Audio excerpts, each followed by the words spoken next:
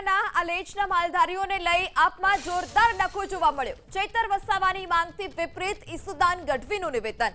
ગીર ગઢડાના આલેચના માલધારીને એસટીમાંથી બાકાત કરવાની વાત ઈસુદાન ગઢવીએ વધુમાં કહ્યું કે ગીર ગઢડા આલેચના માલધારીઓને એસટીના લાભ મળવા જ જોઈએ। ભાજપના માલધારી રબારી સમાજના આગેવાનો હવે શું બોલશે? શું હવે માલધારી રબારી અને ચારણ સમાજ આંદોલન કરશે? શું હવે માલધારીઓ ભાજપને મત નહીં આપવાના સોગંદ લેશે? ગીર બરડા આલેચના માલધારી સમાજ છે। અત્યારે નાણામંત્રી એવું આપ્યું કે આને એસટીમાંથી હવે બાકાત કરવામાં આવશે।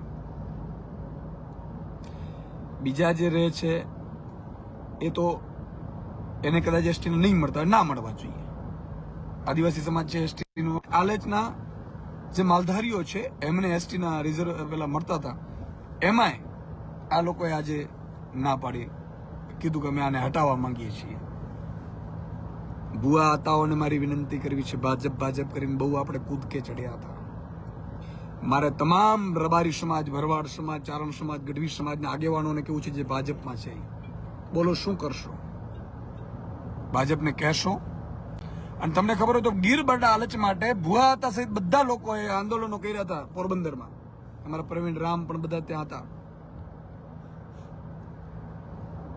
ફરીથી કરશો? અને કર્યા પછી શું સોગંદ લેશું આપણે કે ભાજપને આપણે મત નહીં આપી? ચૂંટણી આવે ત્યારે ભાજપને મત આપી દેવાનો।